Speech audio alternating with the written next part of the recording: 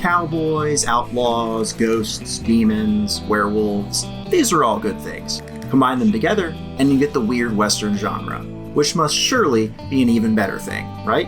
Hard West 2 makes a good case for it, standing as a tactical weird Western that knows this genre has to look, feel, and sound good first and foremost, even if that means sometimes it doesn't actually play as smoothly as you'd like.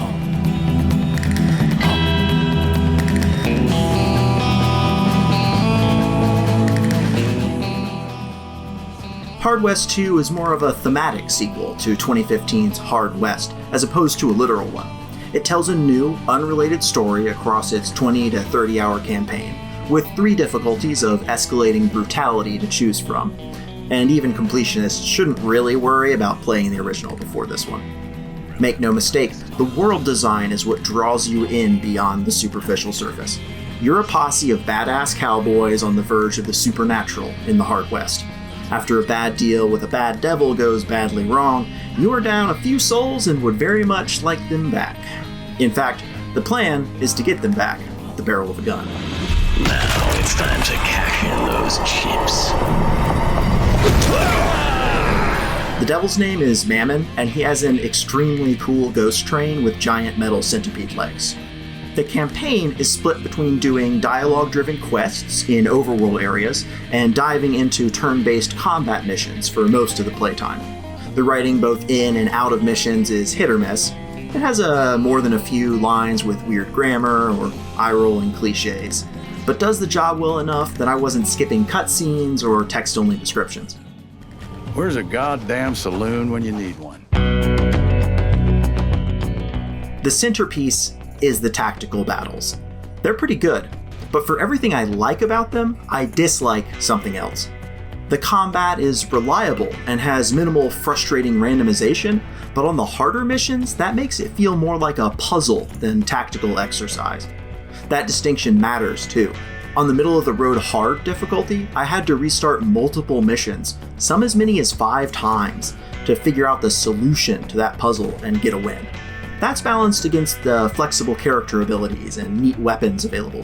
Combined, they form a range of powers that synergize with well-designed environments to enable tricks, combos, and chained kills. You get 3 actions per turn, with shooting usually taking 2 or 3 of those, meaning that the rules overall favor defensive fighting. Your attacks do fixed damage based on the weapon used, and all that changes is the chance to hit based on range, elevation, and the enemy's cover. Combined with that defensive focus, you have a real problem to overcome when closing in on new groups of enemies. They'll probably get effective shots at you before you get some at them. Luckily, you have 4 tools to play with. The first is trick shooting, which lets certain weapons bounce bullets off of metal objects to circumvent enemy cover. The second is luck, meaning that missed shots, among other things, fill a pool to spend on bonuses to attacks in later turns. The third are your character abilities, unique powers everyone has, like Old Man Bill, who's full of bullets and likes to send them back at the enemy rather, explosively. The fourth tool is Bravado, the key system that lets you overcome enemy advantage. When your characters get a kill, they immediately refill all their action points. They can do that as many times per turn as you can get kills, and setting up someone to get 4, 5, or 6 kills in one turn is the best part of Hard West 2. It's also a tension on that puzzle-like difficulty. There's always the feeling that you could better optimize the fixed damage numbers of your weapons against the enemy's health. You do that arithmetic every turn, constantly, for more and more kills, and the higher difficulties demand you balance optimal kill counts against defensive movement to succeed. But beyond that standout mechanic, the combat doesn't do much that's new or exceptional, and even lacks a few things I'd expect. You can't vault most small objects, for example, and most cover is indestructible even to dynamite. That and area of effect attacks are two-dimensional, which leads to odd situations like not being able to shoot someone with your shotgun because they're on a balcony below you. That said, the good qualities of combat outweigh the frustrations, and a mix of interesting enemies and varied missions do keep it fresh throughout.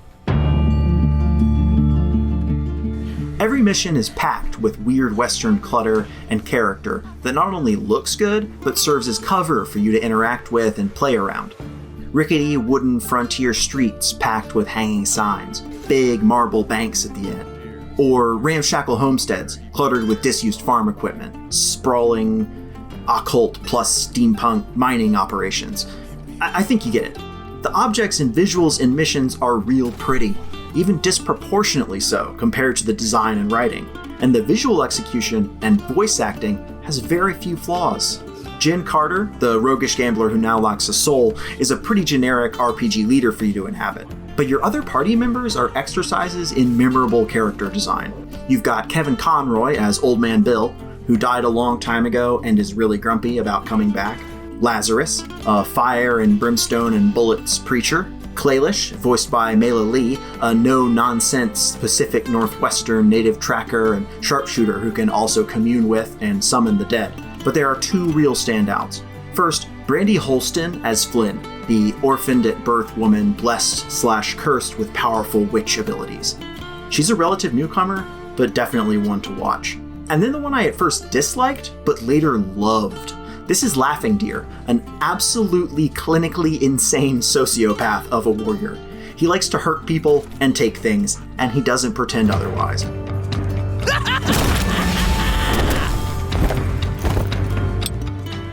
While that's sometimes a recipe for a one-note, boring character, voice actor Adam Gifford brings this unhinged, scenery-chewing depth to LD that I can't help but love. Voice directors, please cast Adam Gifford to do more over-the-top characters. It doesn't hurt that Laughing Deer is also very, very fun to use in tactical combat. He's the reigning king of bravado-fueled kill streaks. After all, you're never at the wrong angle for a kill shot when you're in melee.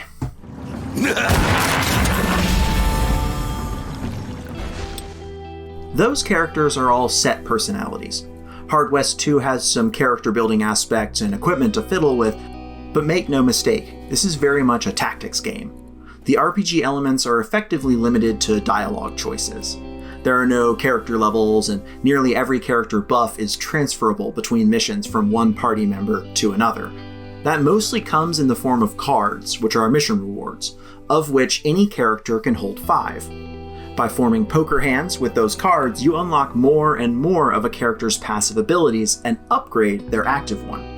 It's a delightful thematic way to gear up, and I absolutely loved it. What I didn't love was how rigid that felt. Each character is primed to be best at one or two specific things, and there's little to no reason not to gear them up for that and that alone. There are also some subpar designs mechanically, like Lazarus. Even though I loved his character, he has powers that revolve around when a party member drops. In a game where all of the mainline story missions instantly fail if you lose a single character, even though there's no permadeath and most other missions let you lose as many as you want. Why would I use my precious few permanent upgrades on Lazarus when I can't reap the benefits in the hardest missions? The permanent upgrades come from making friends with your posse members, which happens in decisions out on the trail. Better friends get boosted abilities, and sometimes more dialogue options enabling different rewards and alternate paths during the text-driven world map quests. It's a nice source of character moments, but it feels bad to pick the dialogue you like when you know it'll hamstring you in combat.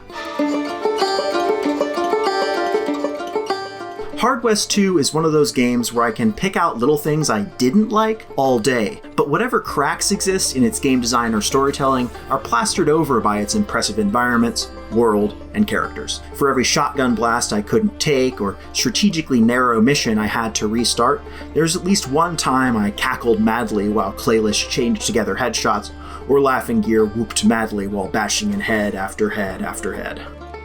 For more, check out our reviews of Live Alive or Gwent, Rogue Mage. And for everything else, keep it right here on IGN.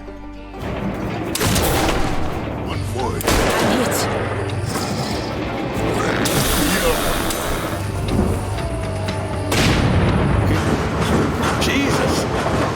I'm glad we're leaving this dump behind.